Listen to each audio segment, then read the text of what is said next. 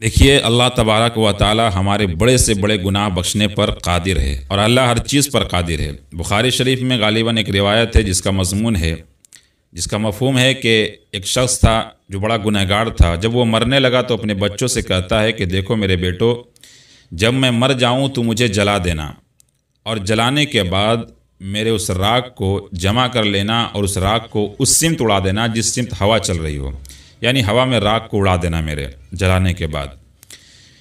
उसके बाद वो इंतकाल कर गया, उसके बच्चों ने वही किया, उसे जला दिया। जलाने के बाद उसकी राख को उड़ा दिया हवा की सिमत में।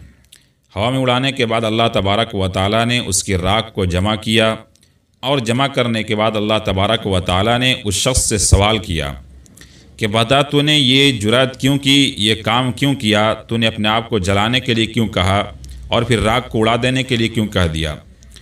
तो उसका जवाब सुनिएगा, और अगर आप मुसलमान हैं तो तौबा ज़रूर कर लीजिएगा।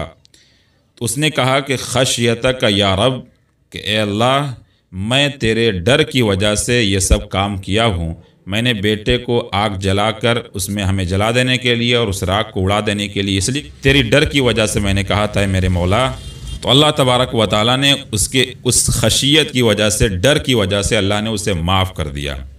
इसलिए मैं बार बार कहता हूँ कि अगर कम से कम कुछ ना हो तो अल्लाह का खौफ, अल्लाह का डर दिल में होगा तो अल्लाह तबारक व तआला कभी ना कभी अल्लाह माफ़ कर ही देगा और रास्ता निकाल देगा और गुनाह बख्श ही देगा। फिर इंशाअल्लाह हम कामयाब हो ही जाएंगे। इसलिए अभी अल्लाह से डरना शुरू कर दीजिए और अल्लाह का खौफ दिल में पैदा कर लीजिए।